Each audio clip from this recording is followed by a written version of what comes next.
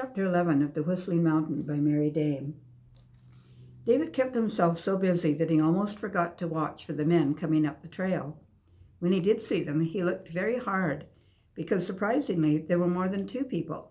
He could see two men with packs on their backs, and following the men, a lady and a boy his size. "Mother, the men are here, and they've got people with them," David volunteered. Mrs. Dunn hastily wiped her hands on the kitchen towel and went with David to the door. Suddenly there was a shrill whistle, and David jumped. He knew what that was. It could only be Eric.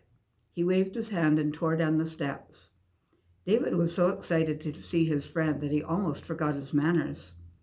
When the boys had calmed down, Eric's mother explained that her son had talked of nothing else but a visit to David up on the mountain. So when the two men asked if her son could show them the way to Swiftwater Ranger cabin, she asked him to wait until she could get ready, and she and Eric had come along to pay a visit. David looked at his mother, and he could see she was nearly as excited as he was. "May I take Eric down to the bunkhouse with me?" he asked, and was off almost before he received permission. David showed the men where the bunkhouse was located, and he showed them where to get water and where to put their clothes. He gave them his father's message just as carefully as he could, and then he and Eric were off on an exploring trip. They went into the storeroom and looked at the blankets piled neatly on the shelves. There were rucksacks there too, and two big tents folded and ready for lashing onto the back of a pack horse. There were billy cans and fry pans, tin mugs and wash basins, and dozens of shovels and axes and grub hoes. "I helped my dad count them," David boasted. Eric's eyes were like saucers. "That's more stuff than they've got in the store." "Dad says they've got to be prepared in case of fire. They'd need all those things then." Eric was suitably impressed. David would have loved to take him to the barn and show him the extra pack boards and saddles, bales of hay and bins of oats, but he didn't dare go near the horses. So he told Eric all about them instead. Eric listened to every word, and David found it very satisfying to be able to tell somebody else about things that were new. He had become tired of just listening to explanations and having no one to talk to. When they ran out of talk, they climbed a tall fir tree and surveyed the world. David pointed out his mountain, and Eric agreed that he had chosen a wonderful name for it. "Have you seen the marmots?" David asked, leaning as far out from the tree trunk as he dared. "Thousands of times," Eric answered, as he too leaned far out. "My dad takes me with him when he goes to get huckleberries. I've seen so many marmots I can't count them. They sure can whistle." David was so disappointed that he wouldn't ask what huckleberries were. Here he hadn't seen a single marmot, and Eric had seen thousands. It wasn't fair. Now more than ever, he wanted to climb Whistling Mountain and get up where the marmots were. Eric wasn't any older than he was, and he had seen them. Well, if he and his parents didn't see one when they went on that picnic, he'd just take off by himself and make sure he found one. After scrambling down from the tree, they went to the stream that trickled along beside the trail. It was twice as much fun damming it up with somebody else, only this time David made sure that he didn't leave it that way. They sailed sticks and leaves and pine cones in the shallow water, and they made a collection of red and white stones that they fished from the stream bed. They lay on their stomachs and drank without getting wet. They were so busy that they hated being called to the cabin for the cake and sandwiches and milk that David's mother had prepared for them, and sat on the wide veranda.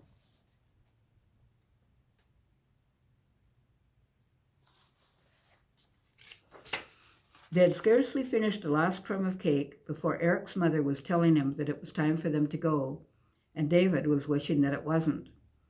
We'll walk partway down the trail with you," Mrs. Dunn suggested. "Then it won't seem so far for you to go. Come on, David." David raced Eric to the end of the corral, and they flung themselves down and waited for their mothers.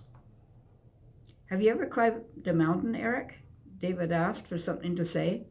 "Sure, my dad took me last year. Not a very big one, though," he hurried to correct himself. "Well, I'm going right to the top of that one," David boasted, pointing to Whistling Mountain, which they could see through the tops of the fir trees. Eric was about to say something, but then the two mothers caught up to them. And just as David was going to start racing again, he stopped. I forgot. I'm sorry, Mother, but I can't go any farther. I promised Dad I wouldn't. Why, David, I don't think your father would mind if I were with you. It's only when you are alone that we don't want you wandering. David pushed the fair hair out of his eyes and his mouth set stubbornly. I promised, he said. Well, in that case, I suppose we can't go any further. Do come again. Both David and I have enjoyed your visit so much.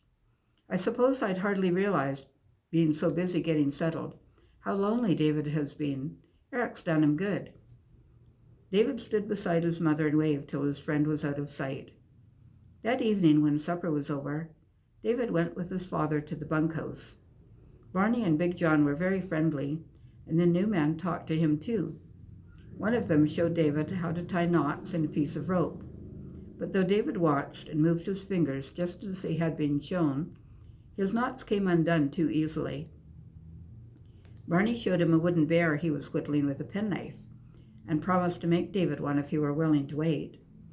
When he left the bunkhouse with his father, David felt much less lonely. He was beginning to belong.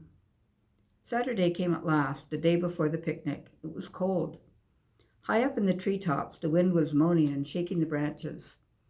David could see them bending and thrashing about from the window of his bedroom. His mountain was hidden in dark, angry clouds. There was not enough blue sky to make a patch for a pair of blue jeans. It looked cold and wet and miserable outside. David could only think of the picnic.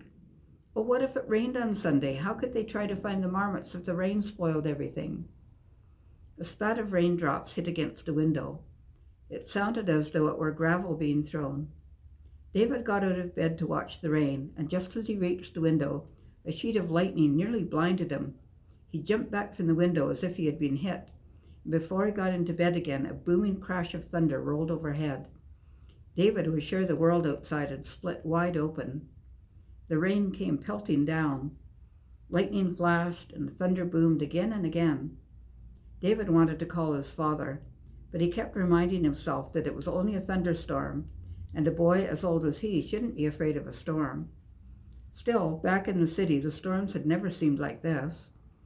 Perhaps, David reasoned, there were so many buildings that there was not so much sky to be scared of when the lightning came, and there were so many noises in the city, cars and tugboat whistles and factory whistles, that thunder couldn't be heard so clearly. There was another flash that lit every corner of the room. David put his hands over his ears and shut his eyes. Are you awake, son? David's grateful answer was lost in the noise the thunder made. This is a bad storm, isn't it, Dad? Mr. Dunn sat on the edge of the bed and smiled down at him. Yes, it's a dandy, all right. This lightning is bound to start any number of fires. But the rain is so heavy they will be out in no time. Now put on your bathrobe and slippers and come and watch by your window with me. Perhaps we'll be lucky enough to see the lightning strike somewhere on Whistling Mountain. David slid out of bed and found his slippers and red flannel bathrobe. He walked across the room and stood beside his father and looked out across the valley.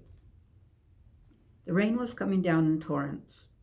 It dripped off the roof in steady streams, and the trail seemed to be running with water. The woods looked wet and black and ugly, and David was glad he was not outside. He put his face up against a cold glass to see a bit better, and sure enough, a bolt of red and blue and yellow flame dived right out of the sky and hit somewhere on the mountain. It burned briefly and then went out. David turned to share his excitement with his father, and in that moment there was a rending, tearing, swishing noise, followed by a thud and a crash. And when they looked out, they could see one of the biggest trees lying with its roots in the air. The windows had shaken with the crash, and David was suddenly afraid. Look at that tree out there, he said in a voice that wouldn't stay steady. His pointing finger shook. I see it, his father nodded. That was a bit too close for comfort. We'll have to get that fellow out of the way. We'll wait until the storm lets up a bit, and then we'll go look at it. I think the worst of the storm is over now. And sure enough, the thunder rolled again, but it sounded further away. The rain continued for a little while longer, then stopped altogether, and the sun broke through the thinning clouds. David hurried into his clothes. He found his raincoat and hat and his rubber boots, and he went outside. His father was already out, and the men were coming up from the bunkhouse, sloshing through the water. The trail looked like a creek, for water was running all over it. This time I'm not to blame, David thought cheerfully. The tree lay very close to the house. Some of the branches covered the bottom steps, and there were broken bits of bark and needles all over the yard. The trunk of the tree was split and splintered. "Dad," David called from the top of the steps, "wasn't that the big tree with the squirrel's nest in it?" Mr. Dunn whistled. "I think you're right, David. If that tree had fallen just a few feet closer, it would have come right through the roof. Can you see the nest, Dad? Are the baby squirrels in it?" "I can't see it from here, but we'll find it if it's the right tree. The squirrels wouldn't be in it anyway. It's nearly 3 weeks since we found that nest. They're probably far away by now." Big John and Barney and the others reached the broken tree. They all had axes, and Big John raised his to cut away the branches. "3 more trees are down by the bunkhouse," he called. "We'll get this fellow out of the way first." Wait, David begged, scrambling down the steps and over the branches. "I want to see if I can find a squirrel's nest first, please." David was in such a hurry to stop Big John that he forgot to watch where he was going. He put his foot on a blob of mud and skidded across the bottom step and dived headfirst into the broken branches. Twigs scratched his face and water trickled down his neck. His mouth was full of mud and needles. Barney laughed loudly, and grabbing David by his heels, he pulled him out. David didn't feel that there was anything to laugh about. Big John put down his axe and moved quickly beside him. "A queer way to go looking for a squirrel's nest," he joked. But he felt David all over to make sure he wasn't hurt. And then, while the others watched, he took David by the hand and walked the length of the tree with him, peering amongst the branches as they went. They found the nest about halfway along the tree. It was a sodden mass of grass and moss, torn loose by the crash of the falling tree. "There it is," David pointed, and Big John knelt and brought bits of it out in his hands. "Nothing has lived in this nest for a long time," he concluded, looking at the soggy bits of nesting material. David was quite satisfied. If Big John said so, then it was so. David looked around for his father, but he had gone down towards the bunkhouse with one of the men. "Get back now," Big John ordered, motioning him towards the cabin steps. David moved, but only a step or two. He wanted to watch the big tree being cut up and moved. Big John's axe thudded into the tree, and a branch was cut, and then another. David moved nearer to get a better look. Big John swung the axe above his shoulder, and then lowered it. He thundered at David. "I told you to get back inside that cabin. You watch from there. Maybe the axe will cut in a branch and cut your foot off." "David, don't just stand there. Do as you're told." That was his mother calling from the top of the steps. Hot tears came to David's eyes. He stomped away sulkily, aware that Big John, Barney, and the other men were watching him. It wasn't fair. He was too big to be sent into the cabin like a baby. Everyone thought he was too young to be allowed to stay with the men. It was don't, from morning till night. Well, he wasn't a baby.